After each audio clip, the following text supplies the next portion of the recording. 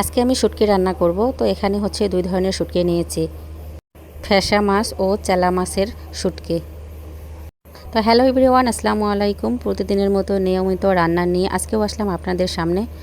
আপনারা সবাই কেমন আছেন? আলহামদুলিল্লাহ, আমি আগের চেয়ে একটু ভালো আছি আপনাদের দোয়ায় এবং ভালোবাসায়। তাই ভাবলাম যে আজকেও একটা ভিডিও আপনাদের সঙ্গে শেয়ার করি। আজকের এই শুটকি রান্না দিয়ে মাশাল্লাহ মাশাল্লাহ আমি অনেক অনেক খেয়েছি ভাত। তো জ্বরের মুখ কিছুই ভালো লাগতেছিল না। তো প্রথমে কড়াইটি বসিয়ে দিয়ে আমি শুটকিগুলো ভালোভাবে গরম পানি দিয়ে পরিষ্কার করে নিয়ে এসে খালি কড়াইয়ে একটু ভেজে নিয়েছি।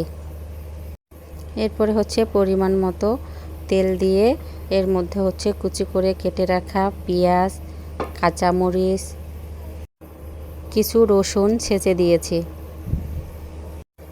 তো শুটকিটা একটু লাল লাল ভাজা হয়ে যাওয়ার পর অবশ্য আমি সব কিছু দিয়েছি। এরপর হচ্ছে পরিমাণ মতো লবণ, হলুদের গুঁড়ো দিয়ে আমি ভালোভাবে করে শুটকিগুলো একসঙ্গে কষিয়ে নিলাম।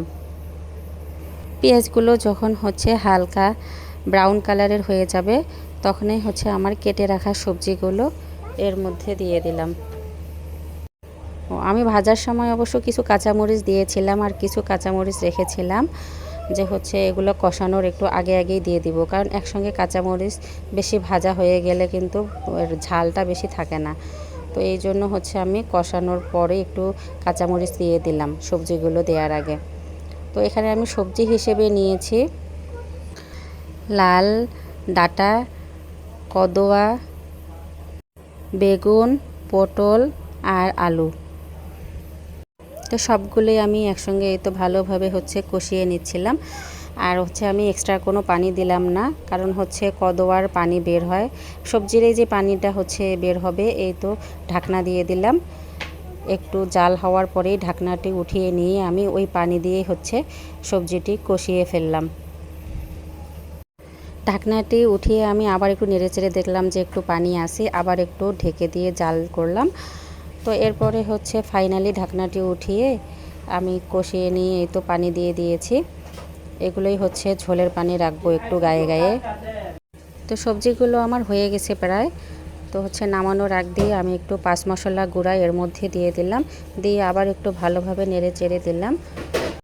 তো শুটকি দিয়ে হচ্ছে সবজি পছন্দ করে না এমন মানুষ হয়তো বা কমেই আছে। তো আপনাদের কেমন লাগলো আমার আজকের এই রান্নাটি?